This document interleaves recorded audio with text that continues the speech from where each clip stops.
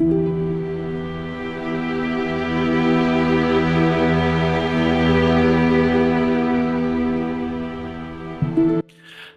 everybody, and welcome again to Nerd to the Third Power, your one-stop shop for all things nerdy and awesome. I'm your Master Ceremonies, Dr. Gonzo.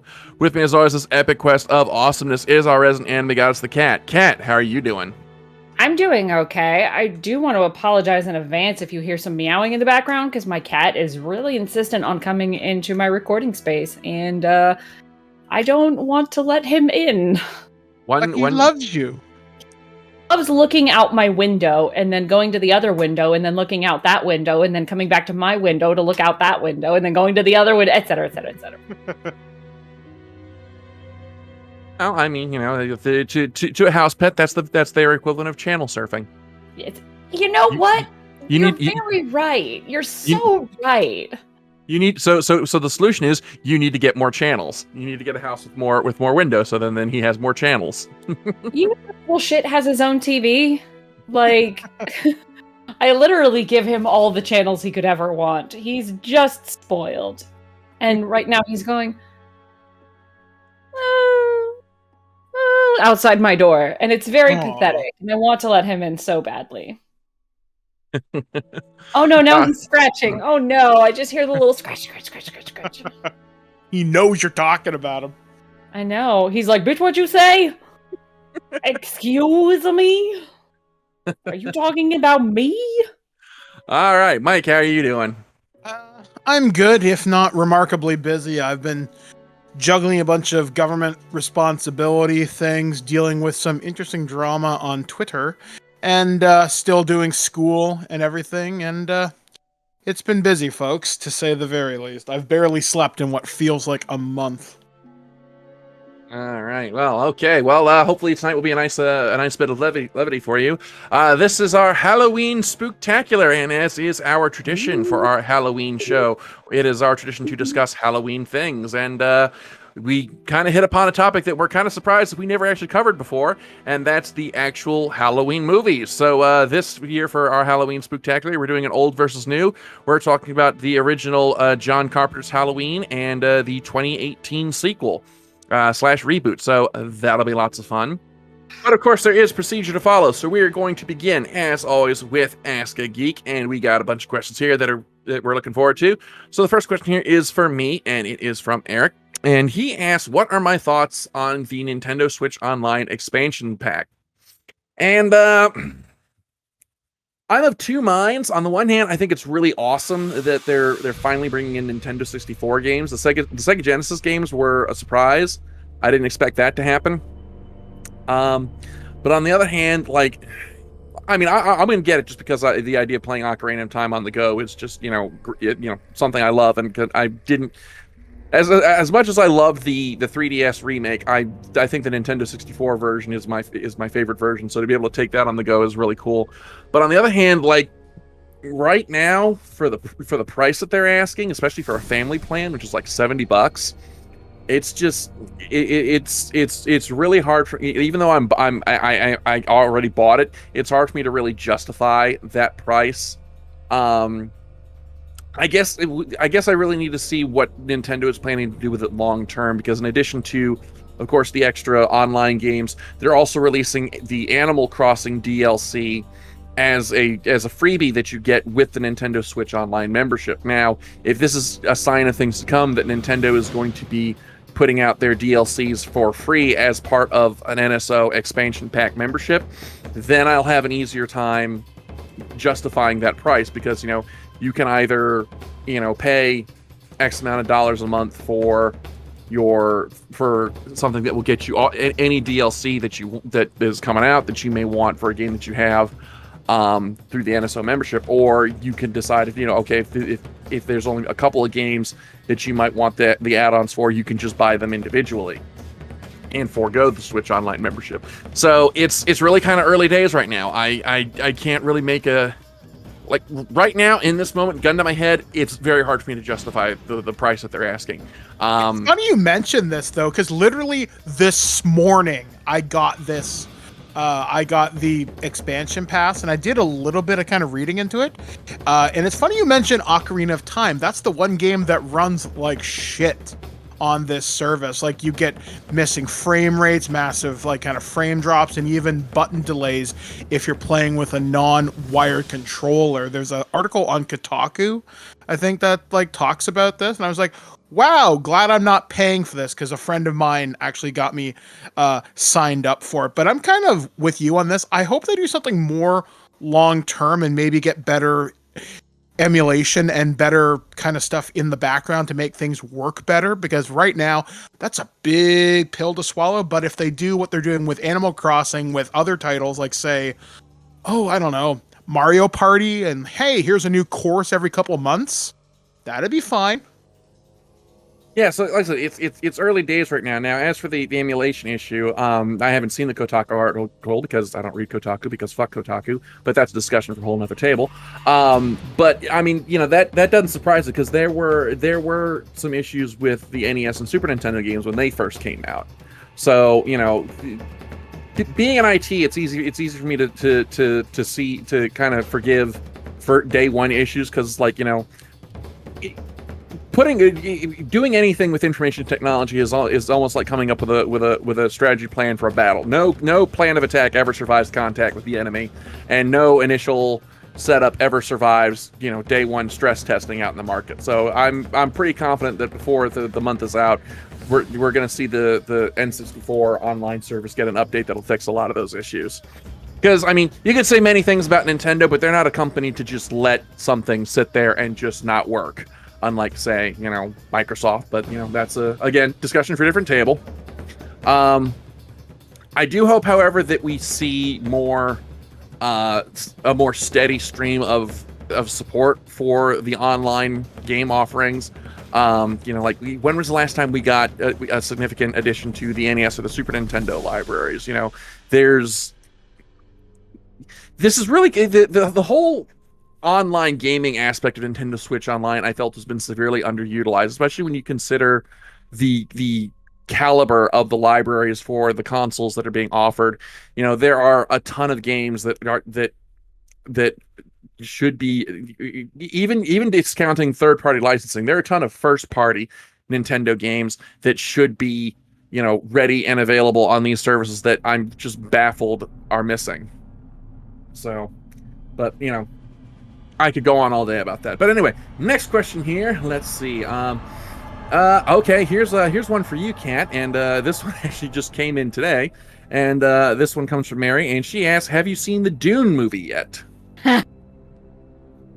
Yes, of course I did. And what did you think of it?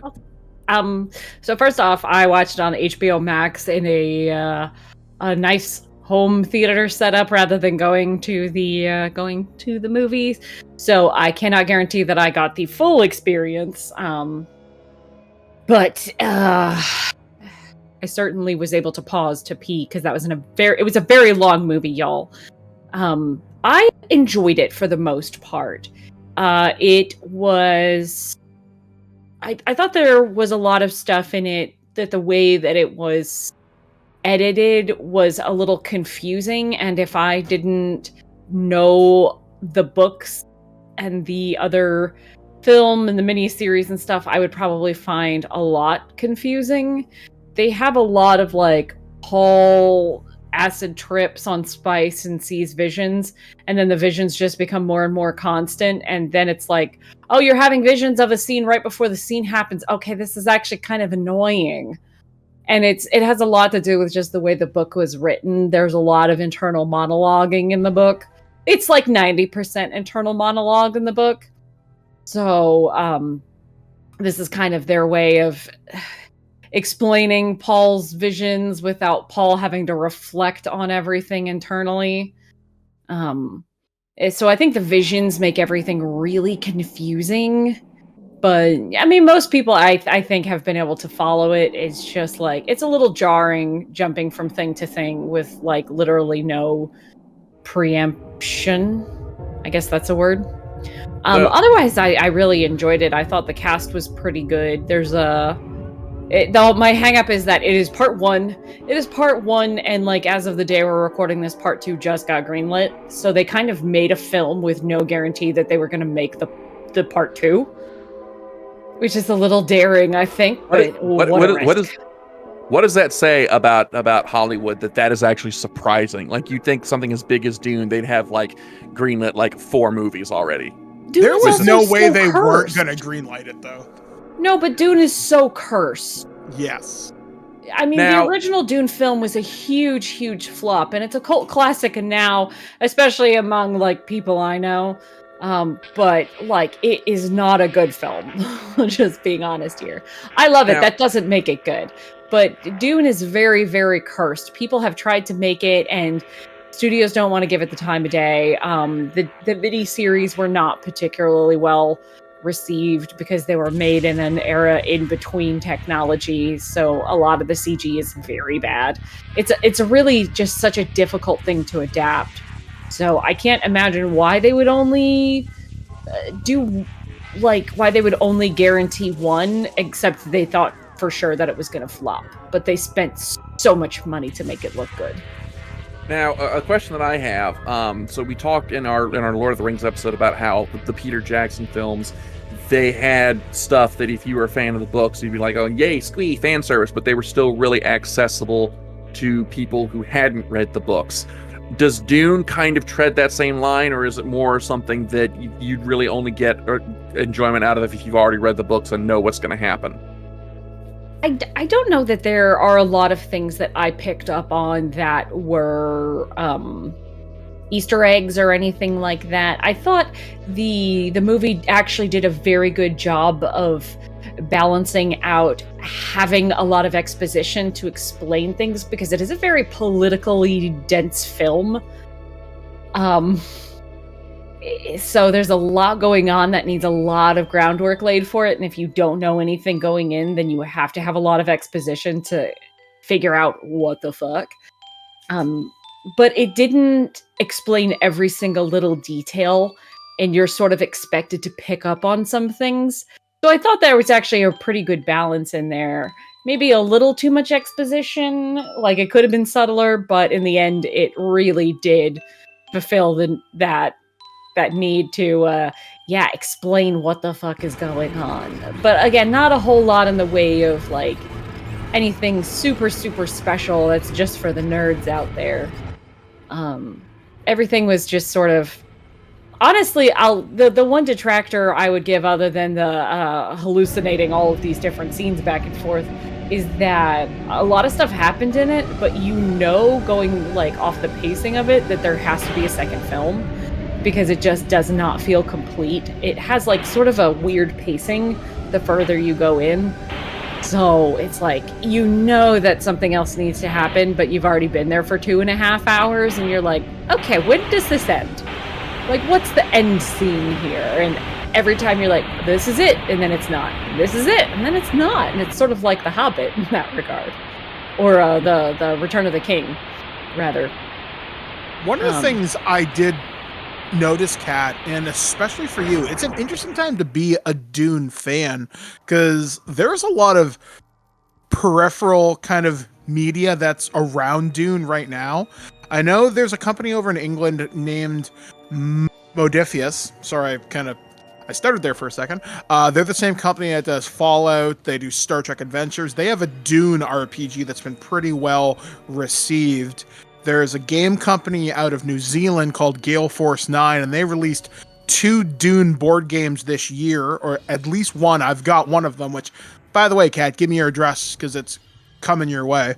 And there's also a bunch of toys done by McFarlane. A friend of mine online named Justin was showing off his Dune collection figure the other day, and to see action figures, board games, role-playing games, do not be surprised if they do like another round of Dune computer games or console games in the next couple of years, if the franchise stays as successful as it is right now.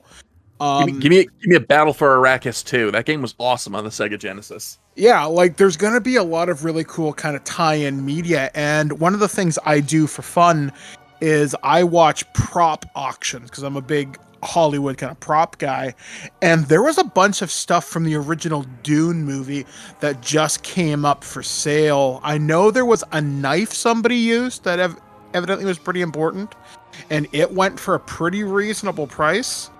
There was a bunch of costumes, there was modeling, original sketches. I've never seen the original. I'm hoping to get out to see Dune because we don't have HBO Max in Canada because digital rights suck. But yeah, I mean, hearing you be so enthusiastic about it, but also saying, if you don't read this, you might be a little lost. I'm more interested to see it now than I ever have been. So it looks exciting.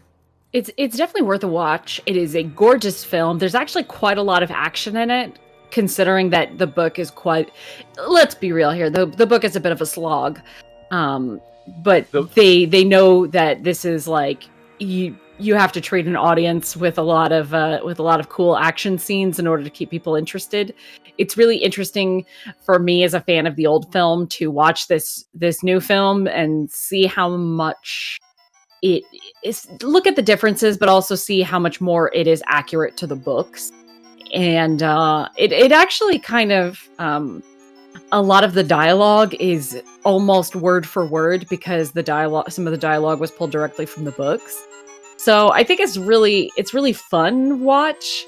There's a lot of, it's just so visually, it's a visual feast, as one would say. There's a lot of different stuff going on. It is all very rich looking, like just lots of neat stuff happening. Yeah, really, really cool. Definitely worth a watch, whether or not you're familiar with Dune. And if you ever get confused about what's going on, just replace the word spice with oil, and then just pick a bunch of different countries to assign to all the different planets, and you have, just call Arrakis the Middle East, and it all makes a lot more sense. Okay. Alrighty, let's see here now. Okay, we got another couple questions here. Let's see here. Okay, here is one for me, and this one comes from Luke. And he asked, what is a pet peeve that I have with gaming news? And this is a real big one for me. I really hate fucking rumor mongering. Like, I'll give you a perfect example. So there's a lot of gaming YouTubers out there who they will they basically try and summon like conspiracy theories about like why this company is going to be doing something. So like a big one was, of course, the Nintendo Switch Pro that we've been hearing about for so long. You had all of these gaming YouTubers who were talking about like, okay, well, the Switch is selling really well. We're more than halfway into its life cycle. And I was like, okay, yeah, this is all true. But then they go on and say that like these things are evidence of why Nintendo is going to be putting out a Switch Pro model soon. And it's like, no, that's not evidence. You're confusing correlation with causality. Like, just because A is true does not automatically mean B is true. And then another one, when Metroid Dread was announced, and it was, the news was coming out that it was topping the pre-order charts. They were saying that, oh, well, that's evidence that Nintendo is going to be releasing a Metroid collection on the Switch. It's like, no, that is not evidence. Where are you getting your sources? You're grasping at straws here. And I really hate stuff like that, because it's if I'm being generous, it's a bunch of people wanting to believing things that they want to believe. At its worst, it's just straight up clickbait and toying around with people's wants and expectations, and I really fucking hate that. So like that is like my biggest pet peeve when it comes to any kind of, not just gaming YouTubers, but like gaming news in general, is like, pulling all these disparate threads together and arranging them in a circle and saying, connecting them all with the red string and saying, okay, this is, all of this is true, so that means that this thing is also true as well. And it drives me nuts. I've got one for you. Just because you kind of hit on something that is so hard to parse sometimes as a journalist, because you talk about what are your sources. Some of these guys are reliable, but you are so right on the money, it's scary. They do it for kind of clickbait. They do it for headlines. They want the views. They don't care whether the news is accurate. Because, like, for example, you're a pretty big Nintendo Switch guy. Do you remember how many people say they found the leaked characters for, like, kind of Smash, or we'd see a Best Buy listing, as you mentioned, for, like, Metroid Prime kind of trilogy or stuff like that? People will look to ratings boards for games that haven't even been released yet, let alone officially announced, or, you know, whatever. It's so hard to sort out what's real and what's not. I know I've gotten caught a few times on this, not because of like rumor mongering, but because the sources, they seem legit, but then it turns out the site that reported originally didn't verify their sources. So it's a game of telephone, and it doesn't serve you as the public very well if we as the journalists are like, oh, by the way, oh, this wasn't true. Because I was sure, like you mentioned about the Nintendo Switch Pro, I am genuinely surprised we didn't get some news about that, but we got the OLED model, which seems to me like, who cares? But I know there's reasons for it to exist. So you're right. It's incredibly frustrating when it comes to gaming news, and rumor mongering is the worst right now. I mean, let me be clear. We are going to get a new model Switch sometime in the next couple years, because we are getting close to that 7-year life cycle. And, you know, there have been reports going out, which I'm inclined to believe, because they're coming from the developers, saying that they've gotten new Nintendo development kits. So that tells me that there is something coming down the pipe that we haven't heard about. So, like, stuff like that, I'm willing to find pretty credible.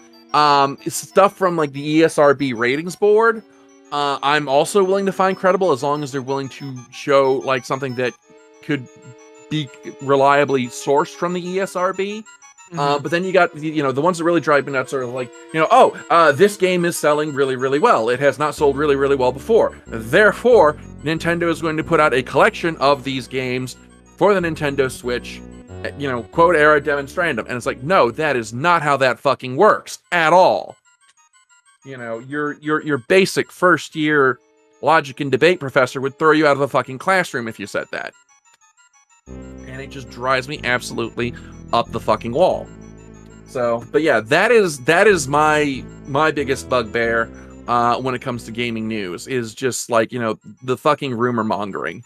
So I've got one really quick to add, because it's not something a lot of people talk about, and it was brought up in the Washington Post in the last like 2 weeks, where it talks about people who review games, and that's something that I do, for example, and they talk about how much time reviewers get with game versus actually reviewing the game. And sometimes you'll get these games that are literally 100 hours plus. I'm looking at you, Persona 5 Royal. And sometimes a good company, a little bit of a peek behind the curtain here, they'll give you time to properly review it so you can actually give an accurate analysis. And other times, sometimes as a review, you might get the game 2 or 3 days before release, it's rough, but sometimes you can do a game like, say, Far Cry 6, which will take you about 40 hours to beat, 20 if you speed run and don't listen to anything. It is possible to beat it. But you'll see, this is very kind of noticeable, is when you're reviewing games and you're watching the trophy list, and you know you're in a very select pool of people that are currently playing this, but that data is available across the entire PSN. You might say, let's say you roll credits on a game, it might say this trophy is very rare, X amount percentage of players have actually done it. And sometimes you'll see a review out, and a lot of us journalists talk, and you know there's no way certain outlets or certain people could have beaten the game given the time that they got, unless they had some really special access to it, which most of us don't. There's some disingenuity in the reviewing process. I mean, it's a pet peeve of mine, because I hear people talk about things, or they'll only show footage from the first couple of hours of gameplay. But certain games change up how the like end game is, like about halfway through the game, and certain reviews don't talk about that. So it's a little strange, and that'd be my pet peeve if I had to mention something, just being on the other side of this. Another one that I have, and this is one that's thankfully not as common, but when review outlets give a game to review to someone who does not like that genre of game, like it always baffles me when, you know, I'm reading a review of a game. Let's say it's a, you know, the new King of Fighters, and the first thing in the review is a paragraph of why the author hates fighting games. I'm like, then why the fuck are you reviewing this one? You know, you've already shown your hand. You know that you're not going to like this. But sometimes by giving that person something new that they don't like, and it's supposed to be something really good, that can really turn people's opinions. And a really good example is something that happened to me very early on.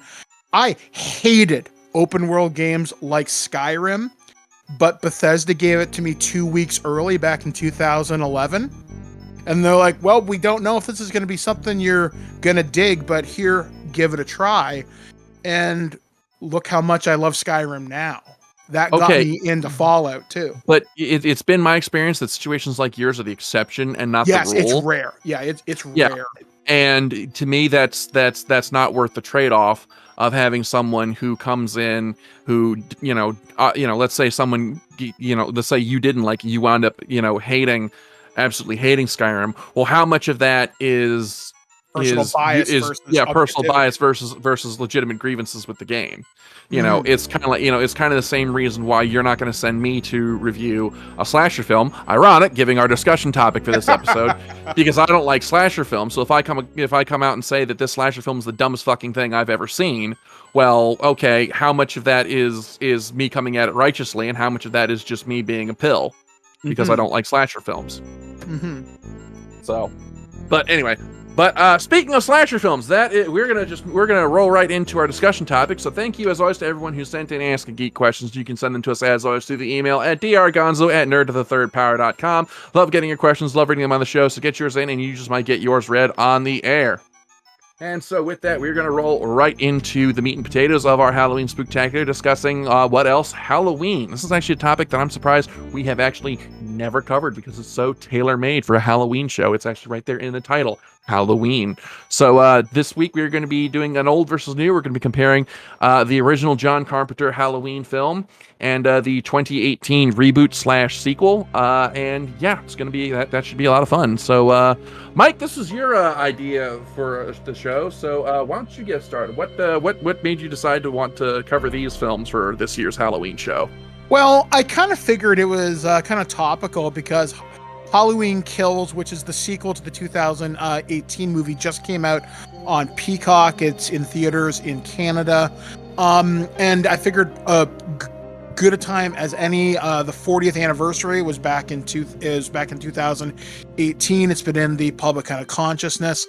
And, Halloween has been one of those franchises that it has had a lot of ups and downs when it comes to the character, the lore, and having it done right has been something the Halloween franchise has kind of struggled with. We've had multiple directors, multiple interpretations of it, excuse me, and very few have gotten it right. Halloween 2018 does something a little bit different because it wipes the slate clean from the other things, kind of does its own thing, and I think it's a really good example of a soft reboot done right while still retaining some connections to the original. And obviously the 1978 original by John Carpenter and Deborah Hill, what more can really be said about it other than it really made the slasher genre something iconic, gave us a character, and really showed off different techniques in film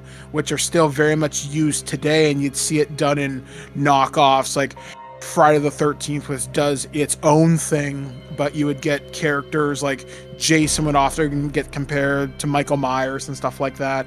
And it's a franchise that has a surprising amount of legs to it. I'm very surprised it's still going today. And the fact that Jamie Lee Curtis is still involved as much as she is super surprising. And even Rob Zombie at one point. So that's kind of why I picked it, because I love talking about this franchise. It's not my favorite franchise. That's Friday the 13th. But I know more about this franchise because I've seen more documentaries on it, which is weird. There's more docs on this than like anything else like considered in the horror kind of genre. There's at least 3 or 4 up on YouTube that are over like 2 hours long, and they're really well done. So yeah, that's all I got for right now. Okay, all right, so we'll just go ahead and just start getting into these movies, piece by piece, and I will remind you, Mike, because you have a tendency to go on tangents, we are discussing the movies, not supplemental materials surrounding the movies, because I know if I let you go, you will go all night.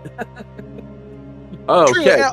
Although there isn't much supplemental stuff that really ties in other than action figures, there's been some novelizations. Honestly, most of the Halloween stuff has stayed on the screen, which makes it remarkably easy to talk about. Like I said, it's weird there isn't more tie-in merch or IPs to this, actually. Okay, so let's start with the original Halloween film. I should call up real quick the Wikipedia page for Halloween, so I have a ready reference here. Okay, so while you're kind of doing that, I guess to kind of... I got it. Okay. All right.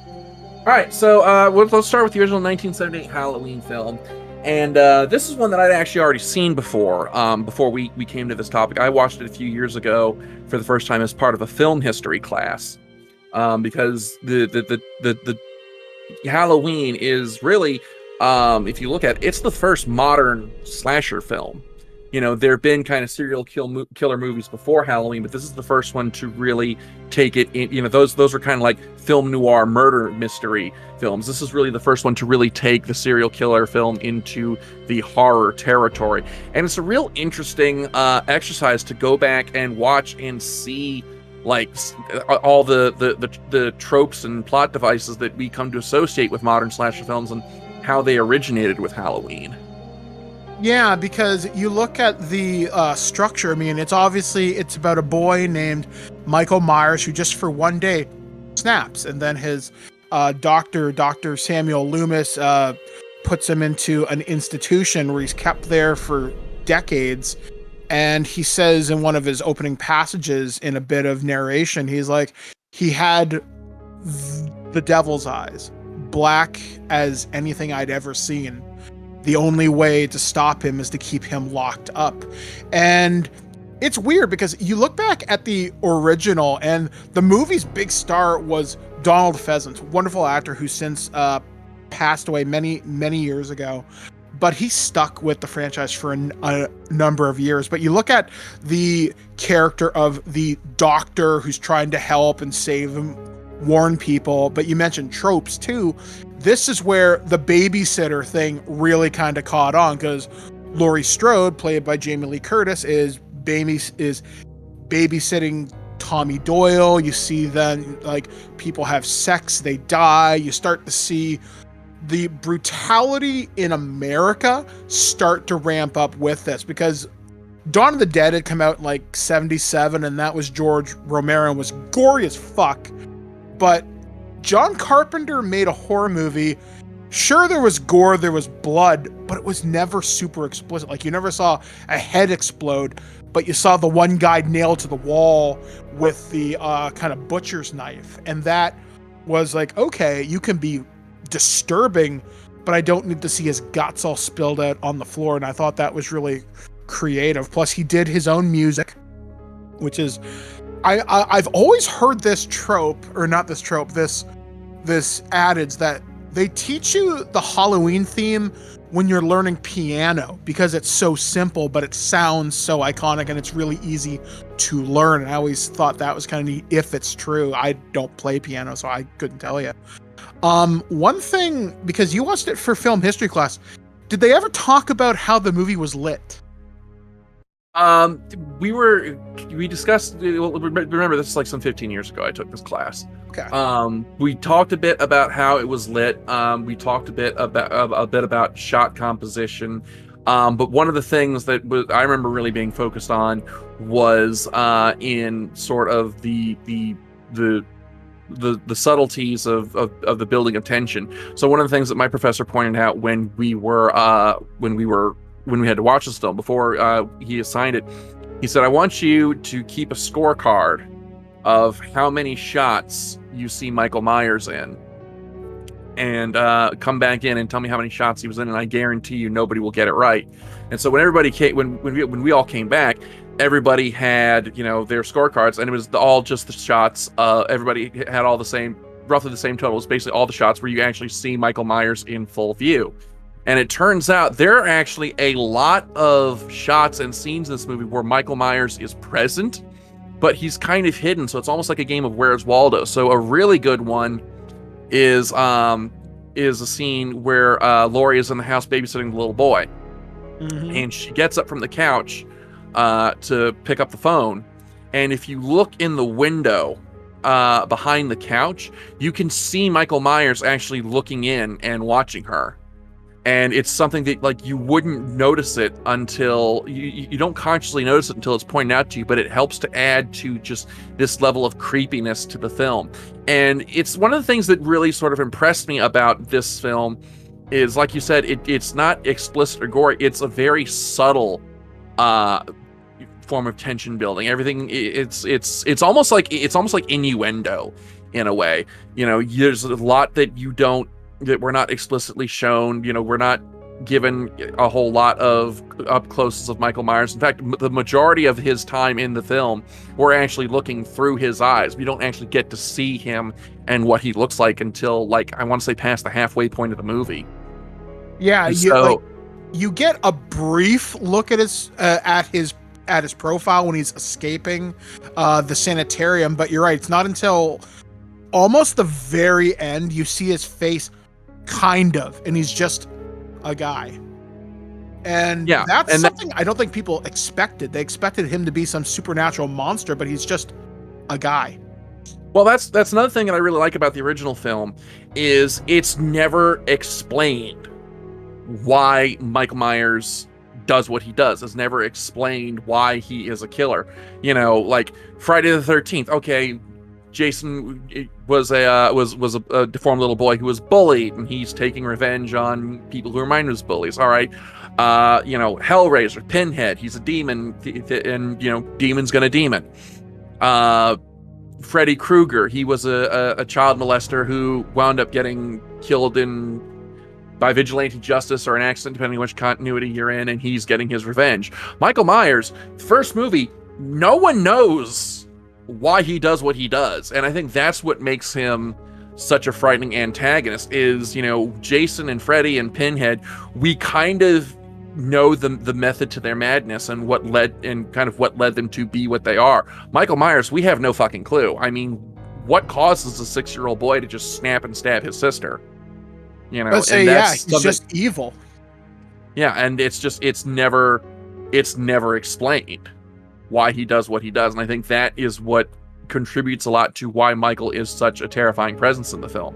And it's one of the things that I felt actually wound up being a detraction from the 2018 film, where they bring back Laurie Strode, and Michael Myers has this, like, it's personal vendetta against her, because it takes away a bit of that mystique that in the first film, he's just a killer. It's just he does what he does and we don't understand why, and Laurie just happened to be in the wrong place at the wrong time. Well, okay, 2018, now it's personal. He's out to finish what he started, and that kind of humanizes him, and I feel like that kind of takes away from his mystique in the 2018 film. I was about to say, yeah, I mean, in the first movie, he's just there. He's going home. Wrong place, wrong time. I'm going to kill you because you're in my way. In the 2018 film, you're right, he is revenge driven, kind of. It's never fully explained. Someone explained to me Michael Myers is like a shark. You just get the fuck out of the way and hope he doesn't see you. Here, he's got a very deliberate plan, and he just kills along the way. Like, literally, he's going back to his childhood home to follow this up in Halloween Kills, and it's just wrong place, wrong time. I'm gonna murder you. I did like what they did with Laurie's character in Halloween 2018. How she's traumatized. They wipe out continuity with literally one line of kind of dialogue, In the original, where they it was like, well, isn't he like her, isn't she like his sister? It's like, oh no, that was something somebody made up. Yeah, yes. That was something I always thought was stupid as hell. Was the idea that Laurie was somehow there were two big explanations given. One was that Laurie was somehow Michael Myers' other sister, and then the other was that he was the instrument of this cult, and Laurie was supposed to be like a sacrifice that he was supposed to kill. Both of which say, are stupid as hell. But say, yeah, like when you get into the continuity for Halloween's 4 through 6, there's some interesting ideas, but they don't belong in a Halloween movie, in my opinion. Just have him be a guy who's really strong. It doesn't need to be supernatural. It doesn't need to be Jason. And Halloween has always treated its killer a little bit better than Jason, although he still gets shot and manages to survive and move on. And like he gets, I mean, in Halloween 2018, he gets his hand partially destroyed. And I actually have to go back and rewatch Halloween Kills at some point and see if they maintain the continuity, because he should be missing 2 fingers off of one hand.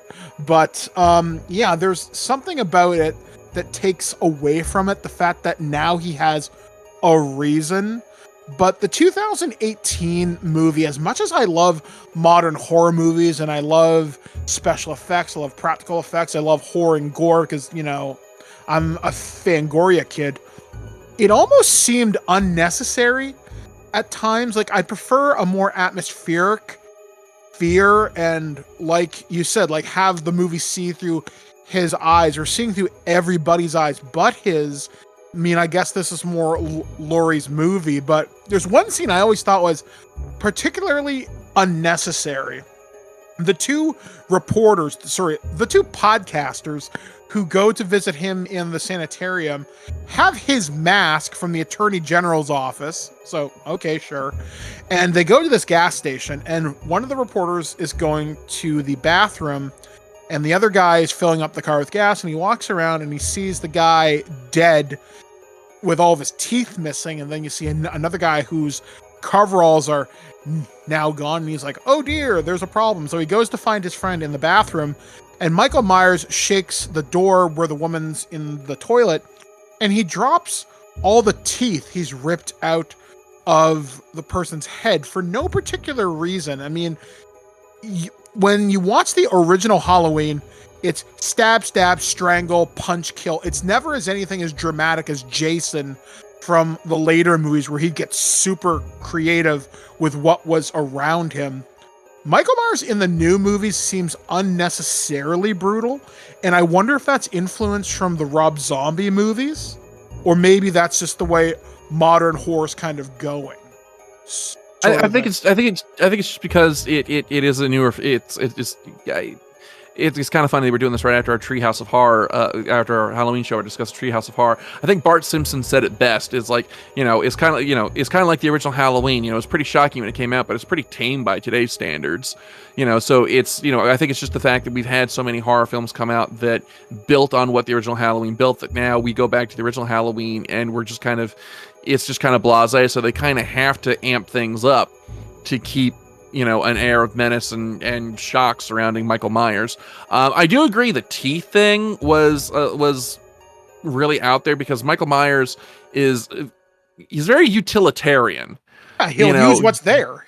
Yeah, he'll use what's there, and he will be brutal and but there, you know, he doesn't like. In terms of the kills themselves, you know, he doesn't really embellish it during the kill. Now he'll do so afterwards. Like, remember the scene in the original where after he killed Laurie's friend, he kind of laid her out on the bed with the Judith Myers headstone next to her. But as far as the kills themselves, yeah, he's very utilitarian. He doesn't really kind of drag things out or kind of taunt you, like, which I felt like he was kind of doing with the teeth. Yeah, that felt kind of just a bit unnecessary. I'll tell you what, I did enjoy the 2018 film overall more than I thought I would. As I said, I'm not a big slasher film, so I'm kind of like I was actually kind of expecting like a super uber gory kind of splat fest in this film, because that's kind of where slasher films have gone over the last several years. But I was actually really impressed at how, you know, the teeth thing aside, restrained things were. there was some gore that you'd kind of expect, like the guy bleeding out in the mechanic shop, or seeing the knife go through someone else through the woman's neck. But nothing that was really kind of outside the teeth thing. There's nothing that I really felt was really tasteless or gratuitous. There's one thing that I did notice, and I'm kind of surprised they didn't do it, because they obviously want to set Michael up as this killer. One of the first people he kills in the movie when he gets back to Haddonfield is he kills this woman who has a baby. And you hear the baby crying, and he walks through the living room, stops by the cradle, hears the baby cry, and then just keeps moving. And Michael Myers, and I didn't notice this until I rewatched this movie today. Correct me if I'm wrong, but when the dad and the kid come across the crashed bus, does Michael Myers not kill that kid? No, he kills the kid. Yeah, that's what I thought. That's unnecessary. Well, I mean, from an audience perspective, we could argue all day whether or not that's necessary or unnecessary. But I say that still fits with Michael's utilitarian character. The kid was in the truck. He needed the truck, so he kind of killed the kid who was in his way. Whereas Michael will go after his targets, but he doesn't really tend to. He how can I put this? He'll use what's around him, but he's also not really going to go after anyone who's not really outside of the person that he's chosen to target. He's not going to kill someone just because they happen to, if they're not in his way. So it's like there was no real reason for him to kill the baby, compared with a kid who was not only in the truck but was in the driver's seat of the truck, and Michael Myers needed that truck. Yeah, so it's again, I feel like in that case that was Michael Myers being more utilitarian. Whereas if you wanted to be really gratuitous and senseless about it, yeah, have him kill the baby. But they didn't do that. And, that's, like I said, I was amazed at how restrained the movie was in that sense. That, again, yes, he's killing people and he's doing them in horrible, brutal ways, but it's still in keeping with his utilitarian serial killer style that he had in the first film. I mean, it's one of the few examples I can think of where a horror movie has the balls to kill a kid.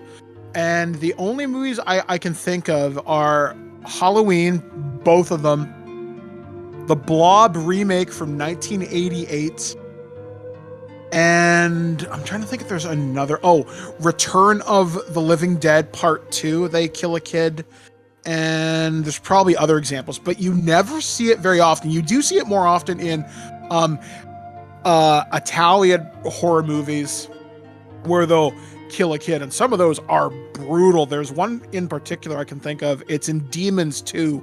There's like this evil vile fluid, I don't know, and it turns the kid into a demon baby, and it's super graphic. But America has always shied away from that, and I'm very glad they did, because some of that's just unnecessary. Although, this is just a very quick sidebar. I did notice when Michael, after he kills that woman and ignores the baby, he's out on the street. Some of the kids have Halloween masks on from Halloween 3. There's one kid has the kind of skeleton mask on, and I never caught that until today. So there's a lot of clever callbacks to the franchise as a whole in the new series, which I thought was actually kind of neat. Yeah, and actually, my favorite moment of those was when Laurie and Michael are having the fight in the upstairs of the house, and Michael winds up throwing Laurie out the window, and then he looks down from the balcony, and she's disappeared. That scene is shot from the exact same angle and the exact same musical scene as the ending of the original Halloween film. Yes, very nice homage. Yeah, so that was a really nice little touch. One thing I thought, there's one thing I thought this is really cool, and maybe this is more of an American mindset, because you guys have a different culture surrounding weapons and survivalism. I thought that was a really cool angle to take with Laurie, to make her a person who's decided to train themselves to be a weapon, and to have that survival bunker in her house.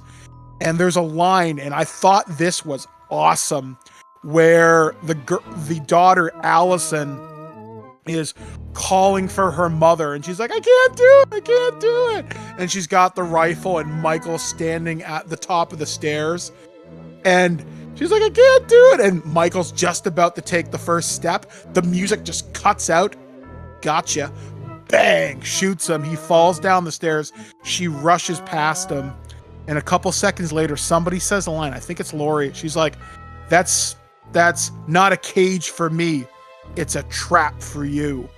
And then she sets this like James Bond type house explosion where there's gas heating up, but there's also like a piece of heated filament or some piece of metal that's gonna heat up. So she tosses a flare down as the final fuck you. But even if that doesn't go off and he manages to put that out, there's still a house wired to blow. And I found that a remarkably cool thing. I thought that was a really cool angle to take. And I know there are some Americans who have these survival bunkers in their house. I've never seen one in Canada, though there is one guy who built a bunker out of buses near me. It's weird. But yeah, I thought that was kind of a cool angle to take, to make Laurie not a victim, but she took her life into her own hands at the end of like a magnum and a rifle. Yeah, and speaking of that scene, there's a shot in that scene that I really love, and again, it's a callback to the first film, but it's after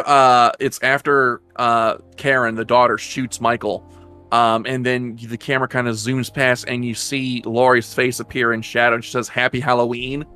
Yes, that is a callback to like one of my favorite shots from the original film, where Laurie is in the hallway, and she's kind of leaning against the wall, trying to catch her breath.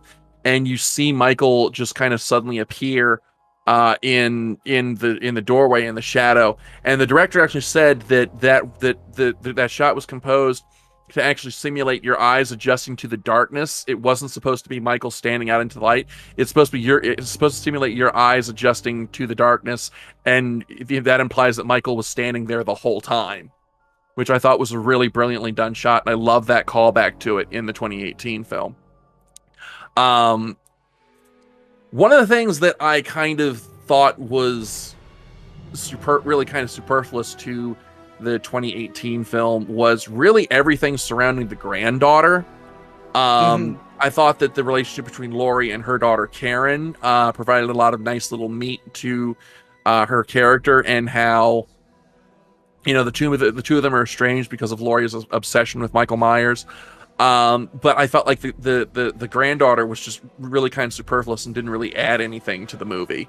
I'd say, yeah, she gets a lot more screen time in Halloween Kills. But yeah, I mean, this was kind of just, I'm here, I'm a setup character, I don't really have anything to do until so far into the movie. Yeah, I don't disagree with this. She was just, I'm there to fill a void and to say some lines. Yeah, I also thought the whole subplot with the doctor in the 2018 film was really kind of superfluous. Like, you know, we're here to see Michael Myers. We're not here to watch someone try and play, you know, sidekick or wrangler to Michael Myers. And I thought that whole sudden bit at the end where the doctor finally is like, "Oh, I'm not here to stop Michael. I'm here to observe him," was a bit of an ass pull. Yeah, it seemed so out there and so hokey. I mean, now when that doctor character gets his head stomped in, that's a wickedly cool looking kill. Brutal as shit. I mean, I'm talking, that's almost Cronenberg levels of gross. But yeah, it's just like, really?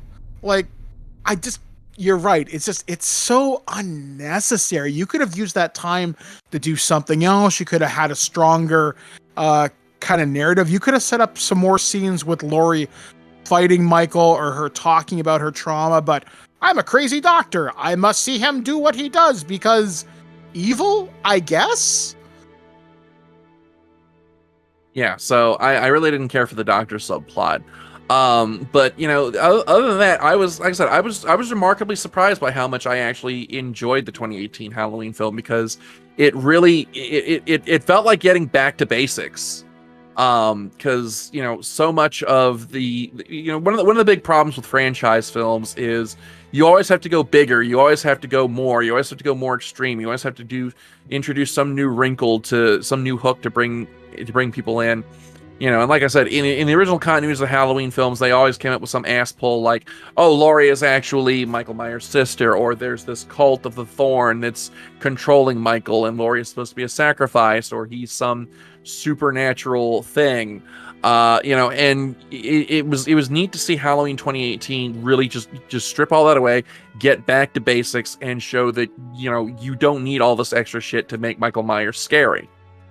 But I mean, this is one of the better ideas for a soft kind of reboot where you only really need to see the original, and it works, I think, overall as a continuation.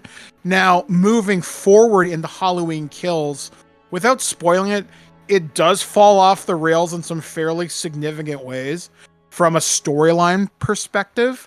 I wonder how Halloween Ends, when that comes out next year, is going to fare. But I will say this, this one is a lot more restrained than Halloween Kills, which is particularly brutal in a couple of scenes. Like unnecessarily cruel and coming close to that Rob Zombie level of brutality, only more technically competent. I don't know, like I want to like this franchise more than I currently do. There's just, the characters here are stronger than, say, Friday the 13th, because you never really get a continuing character outside of like Tommy in like Halloween, or in like Friday the 13th 4 through 6. Here you get Laurie, you get Tommy Doyle, and you get other characters from the first movie make a comeback. Like there's Sheriff Brackett, there's Sheriff Hawkins, stuff like that. There are enough characters that come back. But I don't know. The Halloween reboot starts out really strong. The middle part's a stumble, I think. How this ends, I think, will be how this franchise will be remembered. And then I kind of hope they put this to sleep for a while. Like, I don't want Tales of Halloween, for example. Let the franchise go to bed for 10 or 15 years and then come back at it if they really want to. But without Jamie Lee Curtis, because there's no way she'll be doing this when she's 90. I don't know. I've got some concerns for the future of the franchise, but like you, I did like the 2018 more than I thought I did. One thing I will say about it, the way Michael is lit, and this is like a film nerd thing, you very rarely clearly see his eyes. In fact, I'm pretty sure you don't. You see the side of his face a few times, how he's got a beard.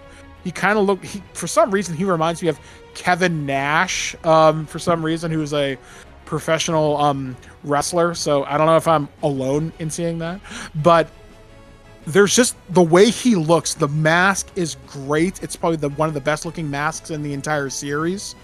And it looks great, but the narrative falls apart in some ways, though 2018 is the strongest of the individual kind of narratives, but Halloween 1978 set the bar on how slashers can be more than, hey, look at gore.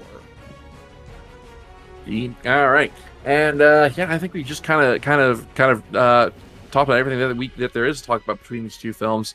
So so let's turn this over to our listeners. What do you guys think? Which is the superior film, the original 1978 Halloween or the 2018 reboot? Or maybe are you one of those people who like the ones that came out in between? Maybe you're a big fan of H2O or Halloween 4. We'd love to hear why you love those. Maybe you're one of the rare people who actually likes the Rob Zombie films. I don't know. If you are, we want to hear from you because, why?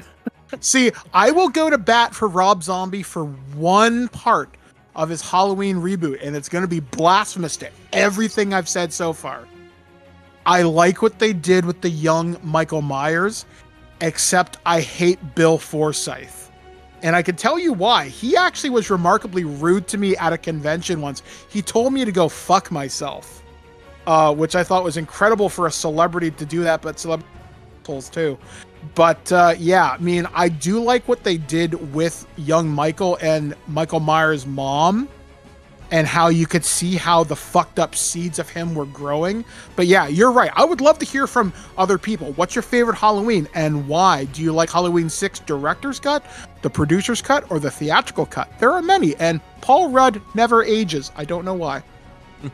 But yeah, but that's all the time they have for Nerd of the Third Power this week. Thank you as always for tuning in. We will see you guys next time. As always, I'm Dr. Gonzo. I'm the Birdman. All right, we'll see you next time. Happy Halloween. Taka, play us out.